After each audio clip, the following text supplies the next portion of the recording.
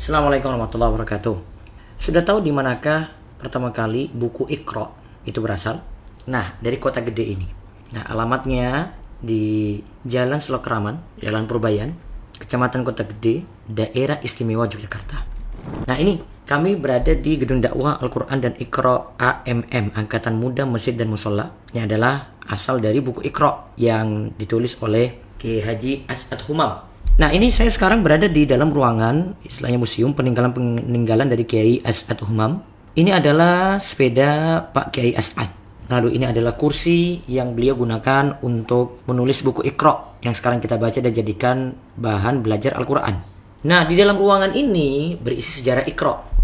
Ada foto Kiai Haji As'ad Humam dan juga sahabat beliau yang selalu mendukung, yaitu Kiai Haji Muhammad Jazir ASP, dan semoga Allah memperpanjang umur beliau dalam kebaikan, ketaatan. Saat ini beliau menjabat sebagai Ketua Dewan Syuro Takmir Masjid Jogokaryan, Yogyakarta. Masya Allah, di sini juga diterangkan ada TK Al-Quran.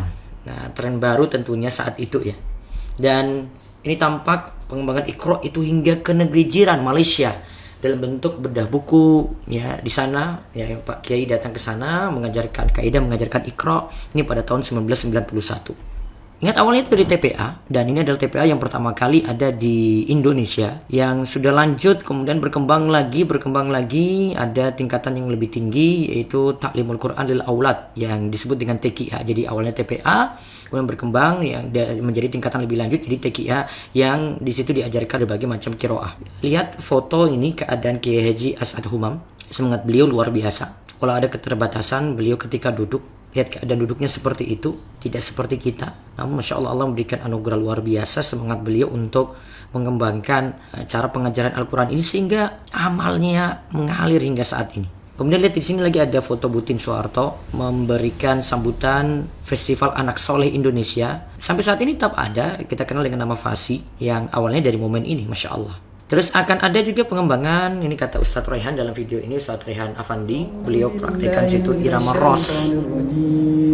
Bismillahirrahmanirrahim. Cuman kita dua nada itu akan menyebar lewat kerjasama dengan Kemenak. Nah, baru-baru ini dikembangkan di Kulon Progo, dan mudah-mudahan sampai juga di tempat kami di Gunung Kidul. Dan saya menawarkan ketika itu, Bu, kalau bisa ya dikembangkan di Pesantren Darus Sholihin. Juga tampak karyawan-karyawan yang kerja di AMM. Mereka ada yang dari percetakan, ada para ustadz juga yang saat ini sedang mengadakan syawalan. Nah, intinya ada 3 hal yang bisa dipetik dari Kiai Haji As'ad Humam. Pertama, jadilah orang yang memberikan manfaat untuk umat, karena khairun nas anfa'uhum linnas.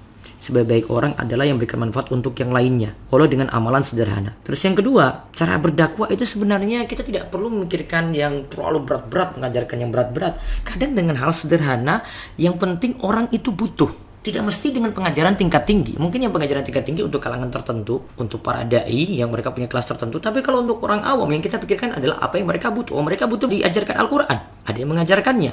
Nah, itu yang nanti kita prioritaskan untuk diajarkan. Jadi tidak mesti dengan ilmu-ilmu tingkat tinggi. Kadang dengan sederhana saja. Yang penting mereka itu jadi lebih baik ketika itu mereka belajar agama. Pelajaran yang ketiga, sudahkah kita menyiapkan amal jariah yang nantinya pahalanya terus mengalir walau kita telah tiada. Ingatlah, utruk atharon qoblar rahil. Tinggalkan bekas terbaik sebelum pergi jauh.